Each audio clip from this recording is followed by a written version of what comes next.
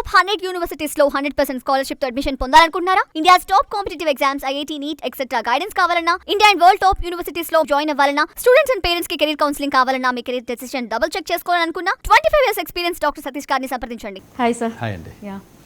So first of all career and ఈ యొక్క ఎడ్యుకేషన్కి సంబంధించి తెలుసుకుంటూ పోతుంటే ఎన్నో డౌట్స్ వస్తూనే ఉంటాయి స్టూడెంట్స్కి.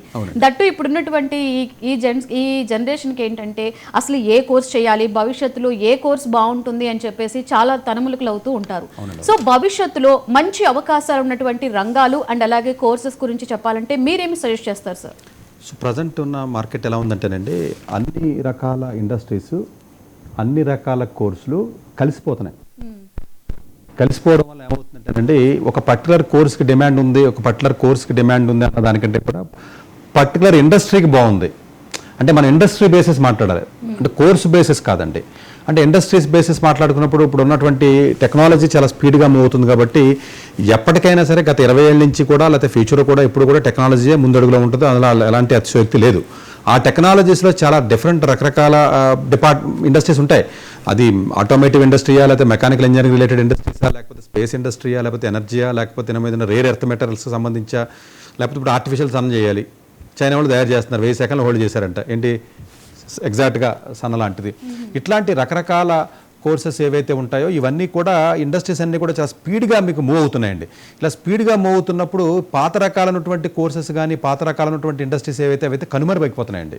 కనుమరుగవుతున్నాయి కాబట్టి ఇక్కడ అర్థం చేసుకోవాల్సింది ఏంటంటే, ఇప్పుడు మెడికల్ ఇండస్ట్రీ మంచిదే, మెడికల్ ఇండస్ట్రీకి మంచిది కాదని అలా చెప్తాం మనం. ఆ మెడికల్ ఇండస్ట్రీ ఏదైతే ఉంటుందో దాంట్లో అడ్వాన్స్డ్ టెక్నాలజీస్ రావడం వల్ల ఆ అడ్వాన్స్డ్ టెక్నాలజీస్ నేర్చుకోగలిగితే ఆ మెడికల్ ఇండస్ట్రీ బెటర్. ఆ మెడికల్ ఇండస్ట్రీకి చాలా డిపార్ట్మెంట్స్, ఫార్మా కనెక్టెడ్ ఉంటుంది, లేకపోతేనేమో ఇటు మెడికల్ రిలేటెడ్ ఉంటుంది, అందులో రీసెర్చ్ ఉంటుంది, క్యాన్సర్ ఉంటుంది, లేదా బ్రెయిన్ ఉంటుంది, మెడికల్ ఇన్స్ట్రుమెంటేషన్ ఉంటుంది, లేదా టెక్నాలజీ ఉంటుంది, లేకపోతే మెడికల్లో వచ్చి కొత్త రకాలైనటువంటి డిటెక్షన్ మెథడాలజీస్ ఉన్నాయి, అందులో ఏ వాడతామని ఇలా రకరకాలు వస్తున్నాయండి. అంటే ఒక ఇండస్ట్రీకి చాలా రకాల ఫీల్డ్స్తో చాలా రకాల కోర్సెస్ కనెక్ట్ అవుతున్నాయి. మీరు ఏ కోర్సు చదివినప్పటికీ కూడా ఫైనల్గా ఇండస్ట్రీ కనెక్ట్ అవ్వాలి. ఆ ఇండస్ట్రీకి కనెక్ట్ అయ్యే ప్రయత్నంలో ఇంటర్ డిసిప్లినరీ అప్రోచ్ అనేది పెరుగుతుందండి. అంటే మీరు చదివిన కోర్సు మ్యాథ్స్ చదివాను, లేదా సివిల్ ఇంజనీరింగ్ చదివాను, మెకానికల్ ఇంజనీరింగ్ చదివాను, కంప్యూటర్ సైన్స్ చదివాను, లేదా ఫైనాన్స్ చదివాను, లేదా ఎకనామిక్స్ చదివాను, లేదా ఫార్మా చదివాను అంటే సరిపోదు. అలా చదివితే సరిపోదు.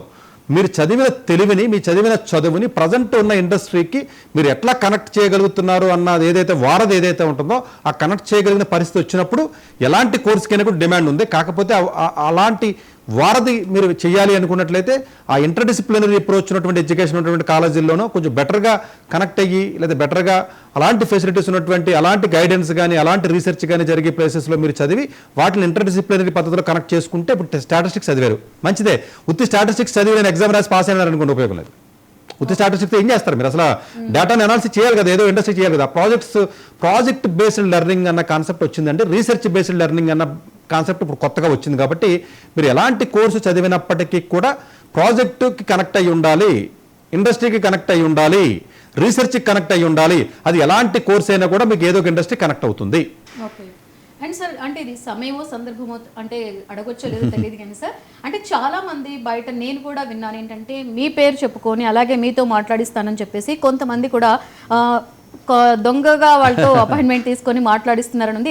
ఇలాంటి కేసులు మీ దృష్టికి ఏమైనా వచ్చాయా సార్? వచ్చినాయండి. నేను దానికి సంబంధించి కూడా ఒకటి సందర్భాల్లో వేరే వీడియోలో కూడా చెప్పానండి. యాక్చువల్గా ఏంటంటే, ఇంతకుముందు ప్రీవియస్గా చేసిన ఛానల్స్ కానీ ఏవైతే ఉన్నాయో అప్పుడు యాక్చువల్గా ఏంటంటే వాళ్ళ ఫోన్ నెంబర్ వాళ్ళు డిస్ప్లే చేయడం జరిగిందండి. ఆ ఫోన్ నెంబర్ ఉంటే ఆ వీడియోస్ అన్నీ కూడా ఎన్నో వేల వీడియోస్ ఉంటాయి కదండి వేరే ఛానల్స్కి వెళ్ళినప్పుడు కానీ చేసినప్పుడు కానీ. ఇప్పుడు మన 99లో అయితే కోర్స్ నా అపాయింట్మెంట్ ఉంటే నా నెంబర్ వేస్తున్నారు.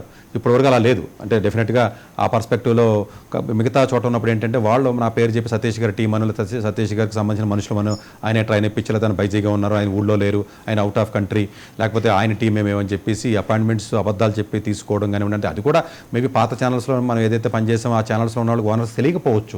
ఆ కింద ఉన్నటువంటి పీపుల్ ఎవరైతే ఉంటారో వాళ్ళు మోసం చేసి అబద్ధాలు చెప్పి దగ్గరగా 15 మంది రీసెంట్గా నా దగ్గరికి రావడం జరిగిందండి. ఈవెన్ ఫోన్లో కూడా నాకు అలాంటి, అంటే నేను ఎవిడెన్స్తోనే మాట్లాడుతున్నాను. 15 మంది ఏమని ఇలాగ అబద్ధం చెప్పి మీ టీం అని చెప్పి తీసుకున్నారు సార్, డబ్బులు వెనక్కి ఇవ్వట్లేదు అడుగుతుంటే అబద్ధాలు చెప్పి మోసం చేశారంటే దగ్గర 70 లక్షల వరకు కూడా స్కామ్ జరిగిందన్న విషయాన్ని నా దృష్టిలోకి వచ్చింది. దయచేసి నేను అందరికీ మళ్ళీ ఈ వీడియో ద్వారా నేను రిక్వెస్ట్ చేసిన దానికి నాకు ఎలాంటి సంబంధం లేదమ్మా. నా అఫీషియల్గా ఉన్నటువంటి సతీష్ ఐఆర్ఎస్సీ యూట్యూబ్ ఛానల్ కానీ సతీష్ ఐఆర్ఎస్సీ ఫేస్బుక్ ద్వారా ఉన్నటువంటి ఛానల్లో ఉన్నటువంటిది ఏదైతే పోస్టింగ్స్ కానీ లేకపోతే నెంబర్స్ లేకపోతే వాట్ ఎవర్ ఇట్ ఈస్ ఏదైతే ఉంటుందో అది మాత్రం అఫీషియల్గా పరిగణించండి. దయచేసి నేను పాతగా ఉన్నటువంటి వీడియోస్ కానీ వేరే ఛానల్స్లో చేసినప్పుడు వాళ్ళందరూ కూడా ఎందుకంటే ఆల్రెడీ సతీష్ గారి ఎందుకంటే నా అపాయింట్మెంట్ దొరకదు చాలా మందికి, నేను ఇవ్వలేను దొరకదు కాబట్టి ఆ కంగారులో మీ సార్ పీపుల్ మీరు అన్నారు సార్ నేను ఇప్పిస్తానని మీరు అనేసారు, లేదంటే నేను కలిపి పని చేస్తాం సార్ దగ్గర పని చేశాను. ఇప్పుడు నాకు అపాయింట్మెంట్లు ఇప్పుడు టెలికాలర్ని తీసుకున్నానండి నేను ఇదివరకు. టెలికాలర్ సతీష్ గారి నా పేరు చెప్పి వాళ్ళు డబ్బులు దగ్గర వసూలు చేసుకుంటున్నారంట. ఇప్పుడు ఈవెన్ నేను భోజనం చేస్తే ప్లేట్ కడిగిన వాళ్ళు కూడా కౌన్సిలర్స్ అని చెప్తున్నారు, నా డ్రైవర్ కూడా కౌన్సిలర్స్ అని చెప్తున్నారట. సో మరి నేను యాక్చువల్గా పాత ఛానల్ వాళ్ళకి నేను చాలా సౌహృదంతో నేను రిక్వెస్ట్ చేశానండి, జనాలకు అంత బ్రెయిన్ ఎక్కడ ఉంటుందండి, వాళ్ళకి బ్రెయిన్ ఉండదండి, అలాగే మోసపోతారు, మీరు వదిలేండి సతీష్ గారు అన్నారు నన్ను. ఇదే మాట అండి. ఓకే, వాళ్ళకి అక్కడ బ్రెయిన్ ఉంటుంది, వాళ్ళకి ముందు సార్ మీరే చెప్తారు కదా బ్రెయిన్ లేదని, వాళ్ళకి అలాగే మోసపోతారు సార్, ఎవడొకటి మోసపోతేనే కదా మేము మోసం చేయాలి, సో మేము బ్రతకాలి కదా, ఇదండి వాడిన పదం, మేము బ్రతకాలి కదా. సో అంటే ఎవరు చచ్చిపోయినా పర్వాలా. సో ఇలాగా ఇప్పుడు నా నాలెడ్జ్కి మీకు తెలుసు, ఎవడన్నా అసిస్టెంట్ అసలు కనీసం దరిదాపుల్లో ఉంటారా? ఆ నాలెడ్జ్ ఎక్కడ వస్తుందండి? అది 25 ఏళ్ళ నుంచి కష్టపడితే వచ్చింది, అంతే కదండి. సో ఇప్పుడు ఎపిసోడ్ చేస్తున్నారు సతీష్ గారు, నేను అపాయింట్మెంట్ చేస్తాను మీరు అనకూడదు కదా, అలా జరుగుతుందండి బయట. సో ఇది దయచేసి తల్లిదండ్రులు అది ఎందుకంటే నేను ఎందుకు చెప్తున్నానంటే నా దగ్గరకు వచ్చారు, నేను 15 మందికి ఫ్రీ కౌన్సిలింగ్ చేశాను మళ్ళీ 15 మందికి ఆల్రెడీ డబ్బులు ఇచ్చాం సార్, వేరే చోట మోసం చేశారు సార్ మీ టీం అని, అయితే వేరే చేశారు సార్, డబ్బులు తీసుకున్నారు అబ్రాడ్ పంపిస్తామని అప్లికేషన్ తీసుకుంటామని చెప్పేసి లక్షలు తీసుకోవడం ఇలా చేయడం జరిగిందండి. సో దయచేసి నేను ఈ ఛానల్ ద్వారా లేకపోతే మన ఈ వీడియో ద్వారా నాకు ఎలాంటి సంబంధం లేదమ్మా, దయచేసి అర్థం చేసుకోండి. నా దగ్గరికి మీరు రావద్దు, మోసపోవద్దనే చెప్తాను, మోసపోయిన తర్వాత నేను కూడా ఏమి చేయలేను, దయచేసి నా దగ్గర రావద్దు. అది మరి ఆ విజ్ఞత మీకే ఉండాలని నేను మనస్ఫూర్తిగా కోరుకుంటున్నాను. సో విన్నారు కదా, అంటే తప్పుడు సమాచారంతో మీ యొక్క భవిష్యత్తుని పాడు చేసుకోవద్దు, మీ పిల్లల యొక్క భవిష్యత్తుని కూడా పాడు చేయొద్దు. సో సార్ యొక్క పర్సనల్ నెంబర్ అంటే సతీష్ గారితో మీరు పర్సనల్గా అపాయింట్మెంట్ తీసుకొని సార్తో మీరు కన్సల్ట్ అవ్వాలి అనుకుంటే సార్ నెంబర్ పర్సనల్ నెంబర్ వచ్చేసి ఆల్రెడీ స్క్రీన్ మీద కూడా టెలికాస్ట్ అవుతూ ఉంటుంది. అండ్ అలాగే 9441887814 అది సార్ యొక్క ఆఫీస్ నెంబర్. ఆ నెంబర్కి కాల్ చేస్తే మీరు సార్తో అపాయింట్మెంట్ తీసుకొని డైరెక్ట్గా సార్ని సంప్రదించి మీ యొక్క డౌట్స్ని క్లియర్ చేసుకోవచ్చు. అండ్ సార్ అలాగే మరొక క్వశ్చన్ సార్, చాలా మంది ఇంటర్ తర్వాత అసలు ఏ కోర్సులో జాయిన్ అవ్వాలి, ఎటు వెళ్తే మన భవిష్యత్తు బాగుంటుంది అని చాలా మందికి డౌట్ ఉంటుంది సార్. సో పర్టికులర్గా అసలు ఇంటర్ తర్వాత ఏ కోర్స్ చేస్తే భవిష్యత్తులో మంచి అవకాశాలు వస్తాయంటారు? ఇదంటే యాక్చువల్గా చాలా అందరి పిల్లలకి ఉండే క్వశ్చన్ అండి ఇది యాక్చువల్గాను. అంటే ఏ కోర్స్ చేస్తే బాగుంటుంది అన్నప్పుడు అండి జనరల్గా ఇప్పుడు లా డిగ్రీ ఉందండి, మంచి డిగ్రీ, లేకపోతే డిజైన్ ఉందండి, లేకపోతే ఏదైనా ఫైనాన్స్ కోర్సెస్ ఉన్నాయి, లేకపోతే ఏదైనా ఎకనామిక్స్ కోర్సెస్ ఉన్నాయి, స్టాటిస్టిక్స్ ఉంది, ఇంజనీరింగ్ ఉంది, లేదా బయాలజీ ఉంది, ఫిజిక్స్ ఉంది, కెమిస్ట్రీ ఉంది, మ్యాథమెటిక్స్ ఉంది. ఈ కోర్సులు అన్నీ కూడా అండి ఇందులో ఏది మంచిది కాదు మంచిది అన్న పర్స్పెక్టివ్లో నేను ఎక్కువగా దానికి సంబంధించి ఎక్కడ అలాంటి డిస్ప్యూట్ లేదండి. ఓన్లీ ప్రాబ్లం ఏంటంటేనండి మన భారతదేశంలో క్వాలిటీ ఆఫ్ ఎడ్యుకేషన్ ఉన్నటువంటి కాలేజెస్ ఓన్లీ 1 or 2% కూడా లేకపోవడం వల్ల ఈ కన్ఫ్యూజన్ వస్తుంది. ఫర్ ఎగ్జాంపుల్ మీరు ఎకనామిక్స్ చదవాలండి, ఢిల్లీ స్కూల్ ఆఫ్ ఎకనామిక్స్ వెళ్ళి ఎకనామిక్స్లో సీట్ ఎంతమందికి వస్తుంది? రాదు కదా. సో ప్రాబ్లం ఎక్కడ అవుతుందంటే ఫైనాన్స్ చదవాలంటే ఐపీ మెట్ రాయాలి, లేకపోతే యూసీడీఓ, లేకపోతే ఎన్ఐడిఓ, లేకపోతే క్లాట్ ఎగ్జామ్ రాసి నలసారికి వెళ్ళి ఎంతమంది లా చదవగలరు? అందువల్ల ప్రాబ్లం ఏంటంటే ఇక్కడ ఏ కోర్సు చదివితే బాగుంటుంది అన్న క్వశ్చన్ ఏదైతే ఉంటుంది ఇర్రెలవెంట్. అది మన కోర్స్ చదువుదాం అనుకోవడం కాదండి, ఫైనల్గా మనకి మంచి క్వాలిటీ ఎడ్యుకేషన్. ఇప్పుడు ఎడ్యుకేషన్ అంతా కూడా ప్రాజెక్ట్ డ్రివెన్ అని మనమే చెప్పాం, ఇప్పుడే చెప్పాం, రీసెర్చ్ బేస్డ్ ఎడ్యుకేషన్ అని చెప్తున్నాం మనం, అంతే కదండి. ఇంటర్న్షిప్స్ ఇవన్నీ రావాలి కదండి. ఇవన్నీ రావాలంటే ఇప్పుడు ఏమైంది, కాలేజెస్ ఏమైనా ఓన్లీ అతి తక్కువ కాలేజీలో భారతదేశ ప్రభుత్వం ప్రమోట్ చేసి ఫండింగ్ ఇస్తుంది. మిగతా కాలేజీలో ఉస్మాన్ యూనివర్సిటీ ఉందండి, ఇంజనీరింగ్ కాలేజీ ఉందండి, అసలు ఇప్పటికీ కూడా మీకు కనీసం 20% ఆఫ్ ది ఫ్యాకల్టీ కూడా ఫుల్ టైం లేరండి. మరి ఇదే రేవంత్ రెడ్డి గారు ఉస్మాన్ యూనివర్సిటీకి వెళ్ళి నేను స్టాన్ఫర్డ్ లాగా చేస్తానంటున్నారండి. ఫస్ట్ రిక్రూట్మెంట్ ఫిల్అప్ చేయాలి కదండి. అంటే కాలేజీలు 1000 ఎకరాలందరూ 100 సంవత్సరాలు అని చెప్పి ఆంధ్ర యూనివర్సిటీని మనం సెలబ్రేట్ చేసుకున్నాం. మన చంద్రబాబు నాయుడు గారు వెళ్ళారు, సచిన్ టెండూల్కర్ గారు అందరూ వెళ్ళారు, మీరు తెలుసు కదా. మేము 100 సంవత్సరాలు గర్వంగా మనం చెప్పుకుంటున్నాం. అదే ఆంధ్ర యూనివర్సిటీలో అసలు ఫండింగ్ కానీ, ప్రాజెక్ట్స్ కానీ, ల్యాబ్స్ కానీ, ఫ్యాకల్టీ కానీ లేరు కదా. అదెందుకు నేనేమంటానంటే మంచి 100 సంవత్సరాలు ఓల్డ్ కాలేజ్ ఉందని గర్వపడదాం మనం, మంచిదే. ఉస్మానియా కానీ, ఆంధ్ర యూనివర్సిటీ, ఎస్ యూనివర్సిటీ చరిత్ర ఉన్న కాలేజీలు కదండి, ఇండిపెండెన్స్ రాకముందు. బట్ ఆ కాలేజీ నిర్వీర్యం చేసేయడం వల్ల ఈ డౌట్ వస్తుంది మీకు. అదే అన్ని మంచి కాలేజీలు ఎక్కువ ఉన్నాయి అనుకోండి, 100 కనీసం 25 ఉన్నాయి అనుకోండి, మీరు వచ్చి నేను అడగరు ఏమో సార్ ఎకనామిక్స్ అయితే ఉంది, ఆ కాలేజీలో జాబ్ వచ్చింది కదా, లేకపోతే ఫైనాన్స్ ఏముంది, లేకపోతే డిజైన్ కోర్స్ ఏముంది, లా ఏముంది అని అడిగేవారు. ఎప్పుడైతే మీకు అతి తక్కువ కాలేజీల్లో 100-2 కాలేజీల్లో మాత్రమే ప్లేస్మెంట్స్ వస్తున్నాయో, 100 అతి తక్కువ కాలేజీలో ఉన్న పిల్లలకు మాత్రమే ఆపర్చునిటీస్ వస్తున్నాయో, మిగిలిన పిల్లలకు ఆపర్చునిటీస్ లేకపోవడం వల్ల ఈ గందరగోళంలో అడిగిన క్వశ్చన్ మీరు లాజికల్ అంతే కదండి. అంతే. మీరు నిజంగా కోర్స్ వచ్చింది, మీకు జాబ్ వచ్చే అవకాశం ఉన్నటువంటి కాలేజీలు ఎక్కువ ఉన్నాయి అనుకోండి, అసలు మీరు డౌటర్, మీకు భయపడరు. ఇప్పుడు ఎంసెట్ కాలేజీలకి వద్దు అని అంటున్నాం, మరి ఎందుకు వద్దు అంటున్నా, కాలేజీలు ఎక్కడ ఉన్నాయి? మంచి ఫ్యాకల్టీ రూపాయలు ఫీజు రీఎంబర్స్మెంట్ అని చెప్పి ఆంధ్రప్రదేశ్ గవర్నమెంట్ ఇస్తుంది. రూపాయలకి ఇంజనీరింగ్ కోర్సు ఎక్కడంటే ఫ్యాకల్టీని పెట్టగలండి వాళ్ళు కూడా. మీరు చెప్పండి, ఎల్కేజీకి రూపాయలు ఉంది కదా ఇప్పుడు, రూపాయలు ఇస్తున్నారు, సరిపోవట్లేదు కదా. ఇంజనీరింగ్ కాలేజీ రూపాయలు ఇస్తుంది భారతదేశం, మన తెలంగాణ గవర్నమెంట్ కానీ లేదా ఆంధ్ర. రూపాయలు ఇచ్చి మీరు రన్ చేయండి కాలేజ్ అంటారు. ఎట్లా రన్ చేస్తారండి రూపాయలకి? రూపాయలకి రన్ చేయమన్నప్పుడు వాళ్ళు ఏం చేస్తారు, 25,000 ఫ్యాకల్టీని తీసుకొస్తున్నారు. ఫ్యాకల్టీ ఉండరు, లేకపోతే ఎలాంటి చదువు ఉండదు, ల్యాబ్ ఉండదు. కాదండి, ఉన్నవాడు 25,000 ఎందుకు చేస్తాడు? ఇప్పుడు రోబోటిక్స్ గురించి వర్క్ చేయాలి, మంచిది. రోబోటిక్ ల్యాబ్ చేయాలంటే దానికి కోట్ల రూపాయలు కావాలి, ఎవరు పెడతారు? ల్యాబ్స్ ఉండాలి కదండి, ఫ్యాకల్టీ ఉండాలి కదండి, ఇవన్నీ ఫెసిలిటీస్ ఉండాలి కదా. అలా ఫెసిలిటీస్ ఉన్నటువంటి మన కాలేజీ నెంబర్ని పెంచుకుంటే వెళ్తుందండి భారతదేశ ప్రభుత్వం. అదే మీరు కాలేజీ నెంబర్ని తగ్గించి క్వాలిటీని కానీ పెంచినట్లయితే భారతదేశ యువతకి కొంచెం మంచి చదువుకునే అవకాశం ఉంటుంది, మంచి లెర్నింగ్ వస్తుంది, మంచి జాబులు వచ్చే అవకాశం ఉంటుంది. ఇక్కడ కాదు ఇంకో చోటుకి వెళ్తారు. భారతదేశంలో 1% ఆఫ్ ది కాలేజీలో క్వాలిటీ ఉండడం వల్లే ఈ క్వశ్చన్ రైజ్ అవుతుంది అసలు. అవును, మీకు అదే 25% 30% కాలేజీలు బెటర్ గా ఉంటే క్వశ్చన్ రైజ్ అవుతుంది అసలు. అప్పుడు ఏ కోర్స్ మంచిదని అడగరు. మీకు బయాలజీ ఇంట్రెస్ట్ ఉంటే బయాలజీ మంచి కాలేజ్ ఉంది వెళ్తారు, అక్కడ రీసెర్చ్ చేస్తారు, మైక్రోబయాలజీలోను చక్కగా మంచి సైంటిస్ట్ అవుతారు, లేదా క్యాన్సర్ మీద రీసెర్చ్ చేస్తారు, బ్రెయిన్ మీద రీసెర్చ్ చేస్తారు, హ్యాపీ. అసలు బ్రెయిన్ మీద రీసెర్చ్ చేసేవాడు క్యాన్సర్ మీద రీసెర్చ్ చేసేది ఏడి అసలు ఆంధ్ర తెలంగాణలో? అందరూ ఇప్పుడు ఫారెన్ బాట పట్టేది సగానికి లేవనే కదండి. అవును సార్, ఉంటే ఎందుకు వెళ్తారండి? మీరు ఎందుకు వెళ్తారు? మీ పిల్లలు ఎందుకు పంపిస్తారు? ఇంకొకటి ఎందుకు పంపిస్తారు? సో ఇక్కడ ఏంటంటే దీన్ని దయచేసి ఇది గవర్నమెంట్ కి సంబంధించిన విషయం అండి. అది ఇప్పుడు నేను మంచి కాలేజీలు ఏంటని అడిగాను, మంచి కోర్సు నేను చెప్తానండి, అందులో అందరికీ సీట్లు రావు కదండి పాపం. మీరు అడిగారు లా మంచిది అని అడిగారు, నల్ సార్ బెంగళూరు మంచిదండి, హైదరాబాద్ మంచిది, ఢిల్లీ మంచిదని 10 లా కాలేజీలు చెప్పానండి. సార్ మరి మా పిల్లకి రాదు సార్, నన్ను ఏం చేయమంటారంటే తప్పనిసరి పరిస్థితుల్లో ఫోర్స్ఫుల్ గా 100 కాలేజీ లా కాలేజీలు భారతదేశం మొత్తం మీద 500 పైన ఉంటే ఒక 10 కాలేజీలను క్వాలిటీ ఎడ్యుకేషన్ ఇస్తే మిగిలిన 490 కాలేజీలో క్వాలిటీ ఆఫ్ ఎడ్యుకేషన్ ఇవ్వకపోతే తప్పనిసరి పరిస్థితుల్లో దారి లేక, దిక్కు లేక, గత్యంతరం లేక కింద కాలేజీలు మీరు వేస్తున్నారు. వేసిన తర్వాత ఉద్యోగం ఎవడిస్తాడు? అలాగే ఇంకొకటి కూడా గవర్నమెంట్ కూడా చేసే తప్పు ఏంటంటేనండి, దేనికి డిమాండ్ ఉందో ఆ కోర్సులో పెట్టి మిగతా ఎందుకు పెట్టాలి అసలు కోర్సు? ఫార్మా ఉంది, 134 కాలేజీలు మన తెలంగాణ గవర్నమెంట్ లో ఉన్నాయండి. 134 మంది కాలేజీల్లో బయటకు వచ్చి పిల్లలకి జాబులు చూస్తే 5% ఆఫ్ ది పిల్లలకు కూడా తెలంగాణ గవర్నమెంట్ ఇచ్చే పరిస్థితిలో, హైదరాబాద్ మార్కెట్ ఇచ్చే పరిస్థితులు లేనప్పుడు అన్ని కాలేజీలు పర్మిషన్స్ ఎందుకు ఇచ్చాం మనం? అంటే సప్లై వర్సెస్ డిమాండ్ మ్యాచింగ్ చేయమా మనం? మరి పిల్లలందరూ యూత్ ఏదైనా ఇంట్లో ఖాళీగా కూర్చోమంటారు, ఏదో కాలేజీలో జాయిన్ చేయాలి కదా అంటుంది గవర్నమెంట్. తప్పు కదండి అది. ఇంకో ఇండస్ట్రీ పెట్టు, 12th క్లాస్ అయిపోయిన తర్వాత డిగ్రీ మానేసి చైనాలో మ్యానుఫ్యాక్చరింగ్ ఇండస్ట్రీ, వేరే ఇండస్ట్రీస్ పెట్టారు కదా, వేరే పని చేసుకుంటారు. ఇప్పుడు అర్జెంట్గా డిగ్రీ చదవాల్సిన అవసరం ఉందండి పిల్లలందరూ.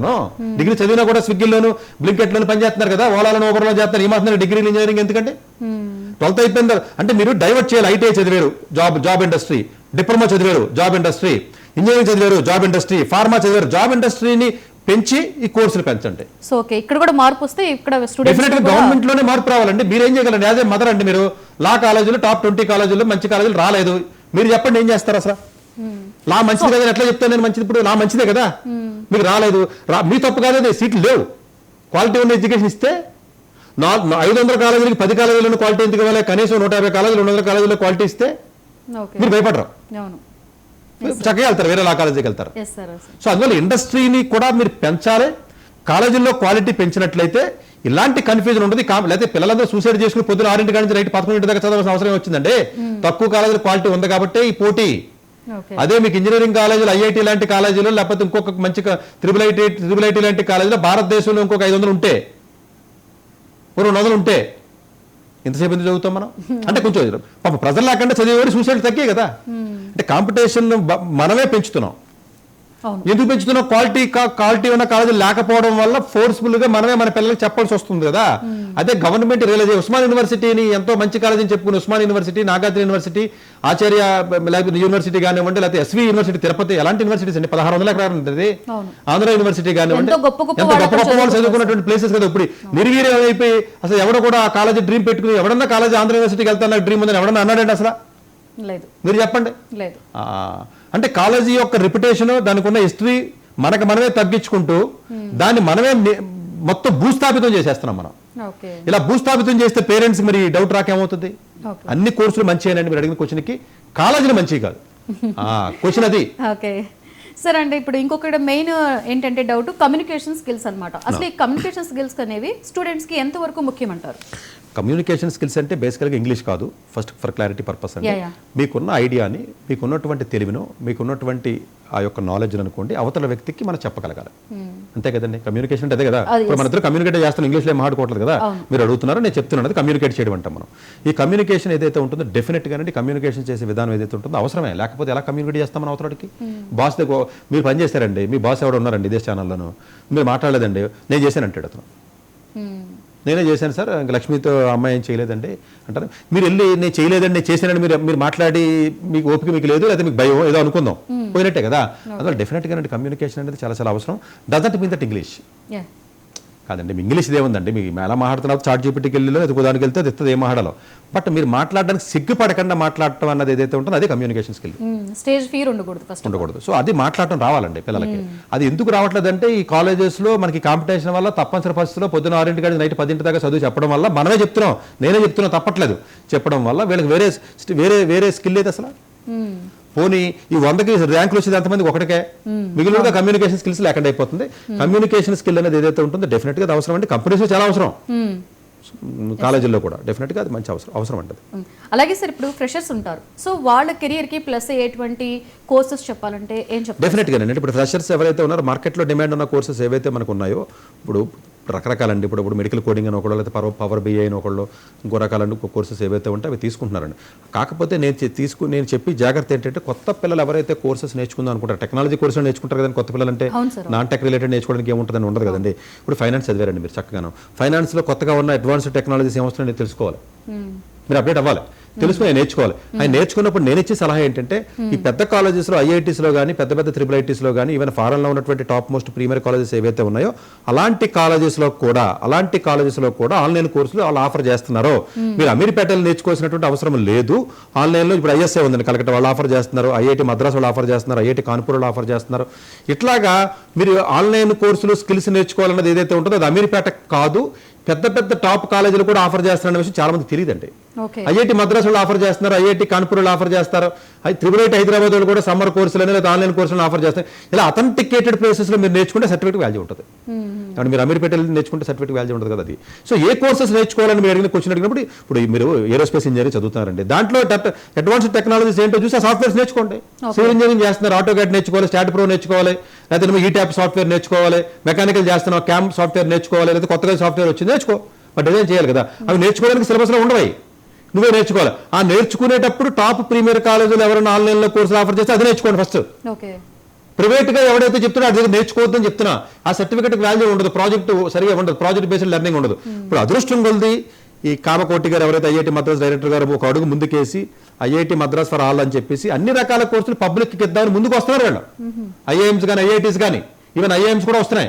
అవి ఉపయోగించుకుని మీకు చాలా మంది తెలియదండి. వాళ్ళు ఎలా అనుకుంటారంటే ఎవడో ఆన్లైన్లో ఎవడో వీడియో పెట్టాడు యూట్యూబ్లో, వాడి దగ్గర అడుగు 10,000 కడితే కోర్సు నేర్పుతాడంటే 20,000 పెడితే కోర్సు నేర్పుతారని చెప్పేసి మోసపోయి వెళ్తున్నారు. అది తప్పు. నేనంటే ప్రీమియర్ కాలేజీలో నేర్పుతున్నారనే విషయం తెలియకండి, అది స్ట్రెస్ చేస్తున్నాను ఇక్కడ నేను. ఇప్పుడు మీరు లా ఉందండి, లాకి సంబంధించి అప్డేట్ అవ్వాలండి, నల్సార్ బెంగళూరు వెబ్సైట్లో కోర్సులు ఉన్నాయి, మీకు తెలియదు అంతే. మీరు వెళ్ళి ఎవడో ప్రైవేట్ యూట్యూబ్లో వీడియో పెట్టి నాలుగు వీడియోలు పెట్టి దంచాడు అనుకోండి, నేను ప్రాజెక్ట్ ఇస్తాను జాబ్ ఇస్తానంటే ఆడి దగ్గర జాయిన్ అవుతున్నారు. దానికి ఏం వాల్యూ ఉంటుందండి? ఎవడో ఆన్లైన్లో చెప్పిన దానికి ఎవడ పట్టించు. అదే నల్సార్ బెంగళూరులో మంచి కోర్స్ ఏదో చేశారు, మంచి ప్రాజెక్ట్ చేశారు, మీకు సర్టిఫికేట్ వచ్చింది, ఉపయోగం కదా. అలా ప్రీమియర్గా ఉన్నటువంటి ఇన్స్టిట్యూషన్స్ కూడా షార్ట్ టర్మ్ కోర్సులు ఆఫర్ చేస్తున్నాయి అన్న విషయాన్ని చెప్తున్నా. షార్ట్ టర్మే ఉంటాయి, 1 వీక్ 2 వీక్స్ 1 మంత్ 2 మంత్స్ అయ్యి మీరు జాబ్ చేస్తూ కూడా చేయొచ్చు. ఇప్పుడు మీరు జర్నలిజంలో ఉన్నారు, జర్నలిజంలో అప్డేట్ అవ్వాలి. ఈ కోర్సెస్ కూడా జర్నలిజంలో ఉన్నటువంటి టాప్ స్కూల్స్ ఏవైతే వరల్డ్లో ఉన్నాయో వాళ్ళు ఆఫర్ చేస్తారు. మీరు చూడరు, అది చూడమని చెప్తున్నాను ఇప్పుడు మనం. అది మీరు ఓపెన్ అవ్వాలి. సో అంటే ఎలా తెలుసుకోవాలి సార్? వెబ్సైట్ లో చూడండి, నల్సార్ బెంగళూరు ఉందండి, వెబ్సైట్కి వెళ్ళండి, కనపడదు కదా. అలాగా మీరు ప్రెస్టీజియస్గా ఉన్నటువంటి మంచి పెద్ద ఇన్స్టిట్యూషన్స్లోకి, రీసెర్చ్ ఇన్స్టిట్యూట్స్ కానివ్వండి, అకాడమిక్ ఇన్స్టిట్యూషన్స్ కానివ్వండి, లేదా ఇప్పుడు హాస్పిటల్స్ కానివ్వండి, టీచింగ్ హాస్పిటల్స్ కానివ్వండి, మెడికల్ రిలేటెడ్ అవనివ్వండి. ఇప్పుడు ICMR ఉందండి, కోవిడ్ వచ్చినప్పుడు వ్యాక్సిన్ గురించి చెప్పారు, వాళ్ళు వర్క్ చేస్తూ ఉంటారు, వాళ్ళు వేరే కోర్సులు ఉంటాయి. మీరు మెడికల్ స్టూడెంట్ ఫస్ట్ ICMR లోకి వెతకాలి నువ్వు, లేకపోతే national institute of brain research ఉంది, బ్రెయిన్ సంబంధించి చాలా చేస్తారు కదా, అక్కడ చదవాలి. అంటే అలా గవర్నమెంట్ ఇన్స్టిట్యూట్స్ ఉన్నాయి మనకి. వాళ్ళు ఇప్పుడు GS ఉంది ఫర్ ఎగ్జాంపుల్, జియో, లేకపోతే ఇస్రో ఉందండి, లేకపోతే ఇండియన్ స్పేస్ అకాడమీ అని ఉంది, వాళ్ళు స్పేస్ సంబంధించి చెప్తున్నారు. DRDO ఉంది, DRDO వాళ్ళు స్కూల్ పిల్లలకు కోర్సులు ఇస్తున్నారు. మరి నేర్చుకుంటారా మీరు ఆస్ట్రోఫిజిక్స్ అంటే ఏంటి, ఆస్ట్రానమీ అంటే ఏంటి అని చెప్తున్నారు వాళ్ళు. ఓకే. అంటే మేమేంటి డిఆర్డీఓ వెబ్సైట్లోకి వెళ్ళి ఇండియన్ స్పేస్ అకాడమీ ఒకటి ఉంటుందని తెలుసుకోవాలని తెలియట్లేదు. దాని గురించి ఇప్పుడు నా వీడియోలో ఇప్పుడు మన యూట్యూబ్ ఛానల్ ఏదైతే డాక్టర్ సతీష్ ఐఆర్ఎస్సి ఉందో ఇలాంటి ఇంటర్న్షిప్స్ ఇలాంటి ఆపర్చునిటీస్ ఏందో 100 వీడియోలు ఉంటాయండి. ఓకే. ఈ పిల్లలకి పేరెంట్స్కి బతకం మరి ఇప్పుడు తిట్టారంటారు, సతీష్ గారు తిట్టారంటారు. ఇప్పుడు మీ పిల్లకి ఆస్ట్రోఫిజిక్స్ లేకపోతే డిఆర్డీఓ నాసా గురించో స్పేస్ గురించో తెలుసుకోవాలంది నెతికితే మీకు కనీసం 8 వీడియోలు దొరుకుతాయండి. అంటే నాన్ కమర్షియల్ ఎడ్యుకేషన్ ప్రోగ్రామ్ అందుకుంటేనండి భారతదేశంలో.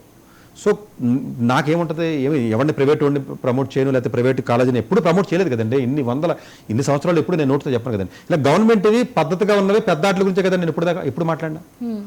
అవి కొంచెం విని మీరు నోట్ చేసుకుని పేరెంట్స్ పిల్లలకి నేర్పించండి. ఇప్పుడు మీరు మెడికల్ అంటే మెడికల్ ఉంటాయి వీడియోస్, ఏ దేశం ఉంటే ఆ దేశం ఉంటాయి, అన్ని పెద్దవే చెప్తూ ఉంటామండి. కొంచెం వీళ్ళు ఓపిక్గా వినాలండి. వినాలి, విన్నట్లయితే డెఫినెట్గా కొంత advantage. Yes sir. And sir అంటే మీ ఇన్నేళ్ల ఈ ఎక్స్పీరియన్స్లో మీరు ఎంతోమంది స్టూడెంట్స్కి మీరు ఒక వాళ్ళని గైడ్ చేసి ఉండొచ్చు, లేకపోతే వాళ్ళకి ఎన్నో డౌట్స్ని మీరు క్లియర్ చేసి ఉండొచ్చు. సో మీరు ఇప్పుడు ఈ స్టేజ్లో ఉండి గవర్నమెంట్ జాబ్ సైడ్ వెళ్ళాలా లేకపోతే ప్రైవేట్ జాబ్ సైడ్ వెళ్ళాలా అంటే మీరు ఏది సజెస్ట్ చేస్తారు సార్? ఇప్పుడు మీరు బాగా తెలివైన వాళ్ళు ఛాలెంజెస్ తీసుకోగలరు అనుకోండి. ప్రైవేట్ ఇండస్ట్రీలో లిమిట్లెస్ కదండి.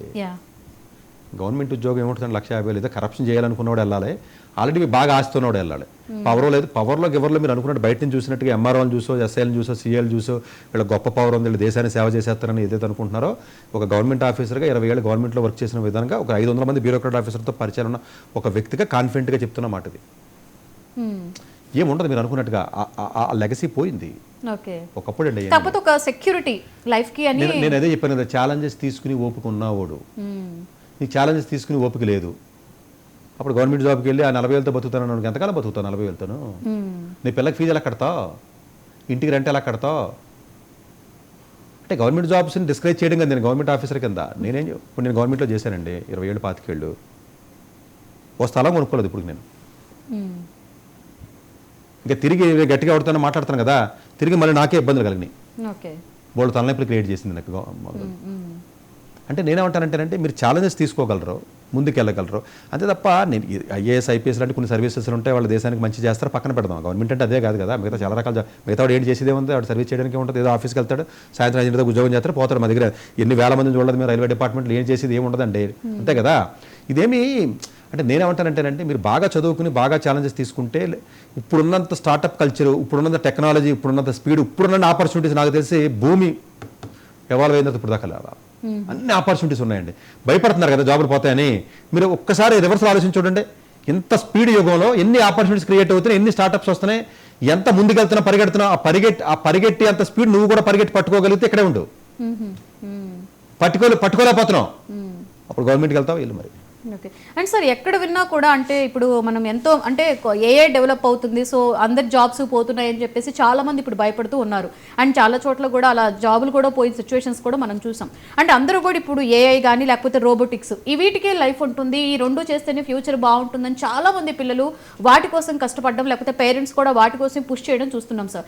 నిజంగా ఏఐ అండ్ ఈ యొక్క రోబోటిక్స్ వీటికే ఫ్యూచర్ ఉంటుంది అంటారా? డెఫినెట్గా టెక్నాలజీని ఎవడో ఆపలేడండి. 100 రకాలకు 100 మంది చెప్తున్నారండి, అనలిస్టులు సరైన అవగాహన లేక. ఒక్కసారి టెక్నాలజీ వస్తే ఎవడో ఆపలేడు.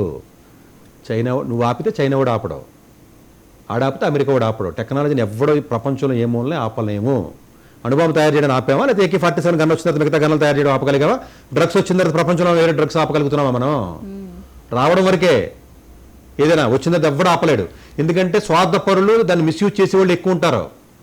దాన్ని కాపాడుకోవడం గురించి టెక్నాలజీ నువ్వు ఇంప్లిమెంట్ చేయాలి, అంతే కదండి. వాడు ఇప్పుడు యాంటీ సోషల్ ఎలిమెంట్ దగ్గరికి వెళ్ళింది అనుకోండి, వాడు AK-47 కదా సోఫిస్టికేటెడ్ గన్ తయారు చేశాడండి. టెక్నాలజీ వచ్చింది కదా, నువ్వు గవర్నమెంట్ నువ్వేం చేయలేదు, దానికంటే సోఫిస్టికేట్ చేయాలి, లేదా నువ్వు బతకో. ఇప్పుడు కొత్తగా ఏం చెప్తున్నారు, ఇప్పుడు క్వాంటమ్ వచ్చిన తర్వాత క్రిప్టోగ్రఫీకి వచ్చిన మార్క్ అంటున్నారు, సెక్యూరిటీ లేకుండా ఉంటుంది అంటున్నారు. సో డెఫినెట్గా ఎలాంటి ఇబ్బందులు ఉంటే టెక్నాలజీ ముందుకు వెళ్ళవలసిందే. ఇంకొక పాయింట్ ఏంటంటే మీరు అందరూ చదువుతున్నారు కదా రోబోటిక్స్ కి టెక్నాలజీ కానీ, అందరూ చదివినా కూడా ఉద్యోగాలు వచ్చే పరిస్థితికి అంత స్కిల్ లేకపోతే వాళ్ళకి జాబులు రావు. ఏమంటే మనిషికి ఉన్నది రెండేనండి, muscle power, mental power. Brain mental power, mental stamina, intelligence ఏదైతే ఉందో ఫ్రీ అయిపోయింది ఇప్పుడు టెక్నాలజీ. మజిల్ పవర్ రోబోట్స్ వచ్చినాయి, మనిషితో పనే ఉంది. ఇప్పుడు మొన్న ఏం చెప్తున్నారు, ఇప్పుడు NVIDIA CEO ఏం చెప్పాడు, అలాగే మనకి మనుషులతో మీ పని దగ్గర ఉద్యోగాల్లో ఖాళీ కూర్చొని తినడం అని చెప్తున్నారు. పబ్లిక్గా ఇచ్చిన స్టేట్మెంట్స్ అవి. గవర్నమెంట్ ఫ్రీగా పెట్టాలరా మీకు తినంటారు అని చెప్తున్నారు. 40 ఏళ్ళకి పెన్షన్ అవ్వడం, 30 ఏళ్ళకి పెన్షన్ అవ్వడం, మీకు పని ఉండదని చెప్తున్నారు. ఇది అలార్మింగ్గా భయమా లేకపోతే డిస్కరేజ్ చేయడమా కాదండి. టెక్నాలజీ మన ఊహకు అందనంతగా స్పీడ్గా మారుతుంది. అసలు క్వాంటమ్ మీద పెట్టే ఇన్వెస్ట్మెంట్స్ చైనాలో, అమెరికాలో మీకు అసలు మీకు తెలిస్తే మతిపోతుంది. ఆర్టిఫిషియల్ సూపర్ ఇన్వెస్ట్మెంట్స్ పెడతారు. మేబీ బయట ఉన్నంత హైప్ ఉండకపోవచ్చు, కానీ 20% 30% అనే నిజం ఉంది కాబట్టే ఇంత జరుగుతుంది కదండి ఇవన్నీ. ఇప్పుడు ఏం చెప్తున్నారు, 35% ఆఫ్ ది లోయర్ లెవెల్లో ఉన్న ఎంట్రీ లెవెల్లో ఉన్న సాఫ్ట్వేర్ ఇంజనీర్ జాబులు మాకు అవసరం లేదని గూగుల్ CEO చెప్పాడు. 2025లో తీసేసే మాకు అవసరం లేదని 35% మేము కోడింగ్ వాడతాం. ఇప్పుడు ఉన్న ఎంప్లాయీస్ అందరూ ఎవరు అనుకుంటున్నారండి? వాళ్ళందరూ ChatGPT వాడే ఉద్యోగాలు చేసే వాళ్ళు ఎవరు అనుకుంటున్నారు? సాఫ్ట్వేర్ ఇండస్ట్రీలో ChatGPT వాడకుండా ఉద్యోగం చేసిన ఒకటి చెప్పండి. ఓకే, వాళ్ళు వాడుతున్నారు. 10 మంది చేసింది నలుగురు చేయమని. టెక్నాలజీ పెరుగుతుంది, మరి ఉద్యోగాలు క్రియేట్ అవ్వంటే అవుతాయి. డీప్గా వెళ్తున్నామండి. ఎక్కడో ఎర్త్లో ఉన్నటువంటి భూమి మధ్య పొరల్లో ఉన్నటువంటి రేర్ ఎర్త్ మెటీరియల్ కూడా తెస్తానంటాడు మనిషి. ఎక్కడో ఉన్న స్పేస్కి కూడా గంటలో వెళ్ళాలంటున్నాడు. ఎక్కడో ఇక్కడ హైదరాబాద్లో కూర్చొని న్యూయార్క్ వెళ్ళాలంటే 2 అవర్స్లో నేను వెళ్ళాలి ఫ్లైట్, నేను డిజైన్ చేస్తానంటున్నాడు మనిషి. అంటే మనిషికి ఆశకు అంతు లేదు. మనిషి గొయ్యని మనిషే తవ్వుకుంటున్నాడు. మనిషి నాశనాన్ని మనిషే కోరుకుంటున్నాడు. ఇంకొకటి కోరడం ఎందుకని? ఈ పోటీ తత్వం. ఎవడికాడు నా కంపెనీకి ప్రాఫిట్ రావాలంటే తప్ప మెటా వాడు, గూగుల్ వాడు, వాడికి ఎందుకండి ఎథిక్స్? నాకు అర్థం కాదు. జనాలకు అర్థం కాక మాట్లాడు. గూగుల్ వాడికి, మైక్రోసాఫ్ట్ వాడికి, మెటా వాడికి, ఇంకో కంపెనీ ఎథిక్స్ ఎందుకుంటే చెప్పండి. IBM వాడికి అసలు పైకి చెప్తారు మీటింగుల్లో, ప్రాఫిట్ ఉందా లేదా? ఇన్వెస్టర్ ఊరుకుంటాడు, పెట్టినాడు. సో ఇదంతా ప్రాఫిట్ గేమేనండి. సో ఈ ప్రాఫిట్ గేమ్ లో బలవుతున్నారా పిల్లలంటే? బలవుతున్నారు. డెఫినెట్ గా మీరు అప్డేట్ అవ్వాల్సిందే. ఈ టెక్నాలజీని ఎవరు మీరు ఆపలేరు అసలు. డాక్టర్ ఎస్ సతీష్ గారు ఏపీ తెలంగాణ విద్యార్థులకు సుపరిచితమైన పేరు. సతీష్ గారు 2001 UPSC పరీక్షల్లో ఇండియన్ రైల్వే విభాగంలో ఉద్యోగం సాధించారు. సతీష్ గారు చదివిన చదువులు engineering, MTech, MBA executive MBA, MSc, MBA HR, MS psychology లాంటి పోస్ట్ గ్రాడ్యుయేషన్ డిగ్రీతో పాటు డాక్టరేట్ కూడా చదవటం జరిగింది.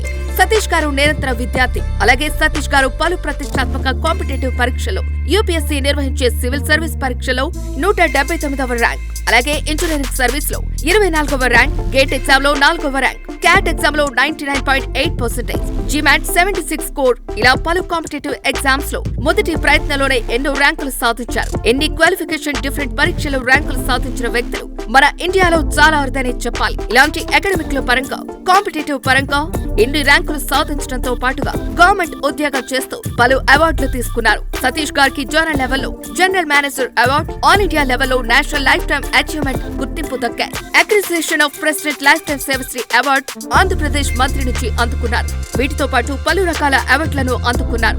ఎన్నో ప్రతిష్టాత్మక ఆర్గనైజర్స్ పర్మనెంట్ మెంబర్ గా ఉన్నారు. కష్టపడి పైకి వచ్చిన వ్యక్తి కావటం వల్ల గత 20 సంవత్సరాల నుంచి ఎంతో మంది చిన్నపిల్లల దగ్గర నుంచి 5, 6 తరగతుల విద్యార్థుల నుంచి పెద్ద పెద్ద PG, PhD కాలేజీలకు వెళుతూ విద్యార్థులకు అవగాహన కల్పిస్తుంటారు. ప్రతి విషయం పైన డాక్టర్ సతీష్ గారు స్పష్టమైన అవగాహన కలిగి ఉన్నారు. డాక్టర్ సతీష్ బలంగా నమ్మే సూత్రం ఏంటంటే అవేర్నెస్ ఈజ్ ఎవ్రీథింగ్. మనిషికి అవేర్నెస్ ఉంటే ఏదైనా సాధించగలరు.